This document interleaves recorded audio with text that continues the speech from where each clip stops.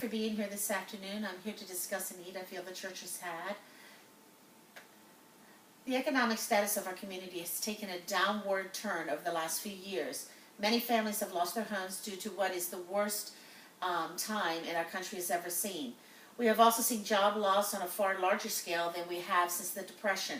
With so many people out of work in our community, we need to consider what is necessary to help them become more sustainable than their current status. Although there are many different types of needs, we must keep our focus on something the church can maintain and staff with our volunteers. Financial aid may be possible on a case-by-case basis, but we are not in a position to financially help every family with every need. Because of this, I propose the church invest in and maintain a food pantry. Jesus tells us to feed the poor and give drink to the thirsty.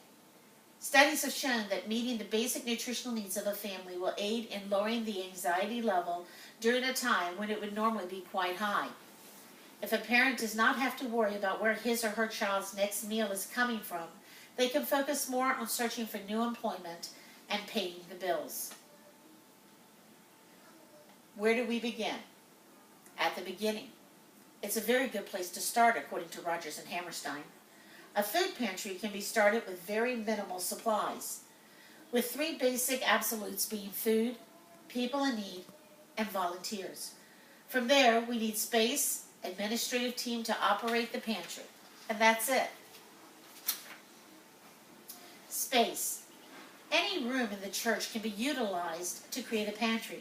It is advised, because of the weight of food, to use a first floor room rather than overwhelming a second floor room. Some shelving and cabinetry may also become necessary depending on space availability. The room must be capable of being secured in order to cut down on food growing legs and walking away. And yes, even in a church, it can grow legs. Easy access to the parking lot would also be advisable so that additional items such as wagons and hand carts do not become necessary. Where do we get our food? Grants from the government or other corporations to purchase food can be explored. This process would require one team member with a great deal of time on their hands dedicated to this task on a regular basis.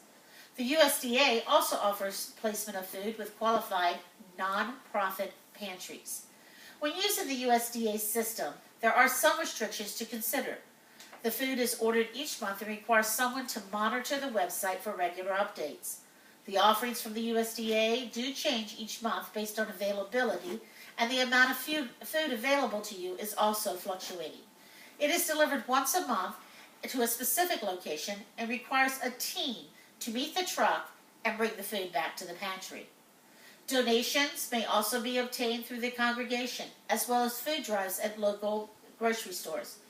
It is important that these types of collections are timed accordingly, as it is easy to exhaust the congregation and the populace with too many requests.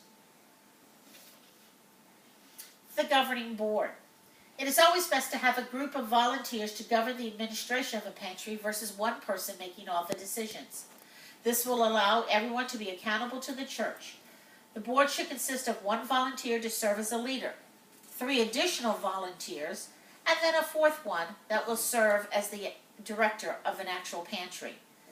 An odd number of volunteers assures that all decisions are actually made and that no division among any 2 members causes conflict. This board would need to make all decisions.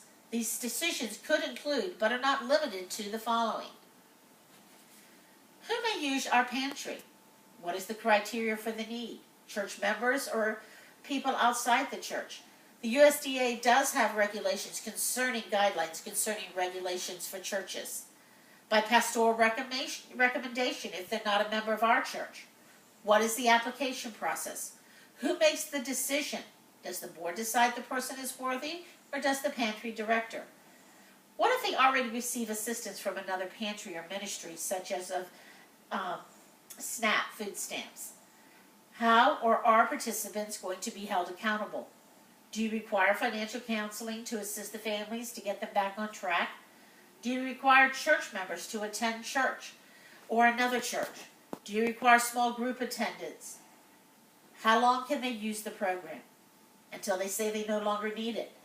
until their financial status has changed according to their counselor. Specific time.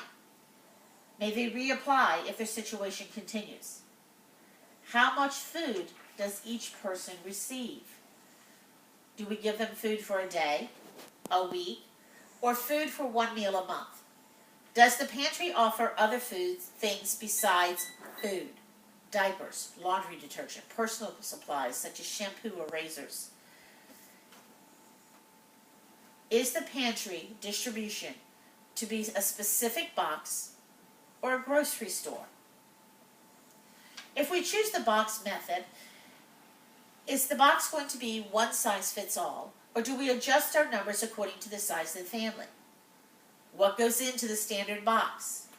How many green vegetables, other vegetables, pasta versus rice? Does the box need the food pyramid? Do we do comfort foods? It is important when using the box method that the box be consistent each month and each box must be identical. No swapping of food or catering to one family over another. This is not a grocery store. Money is best utilized when there is consistency. The grocery store method. Is the grocery store going to be specific or by family size? How many items in each family allowed to choose? Are they allowed to go pick out the food for themselves, or do you pack it for them? This system does allow families to pick and choose what they want based on numbers. There will not be consistency in what each person receives beyond the numbers. Example, the number of vegetables they receive or how many boxes of pasta.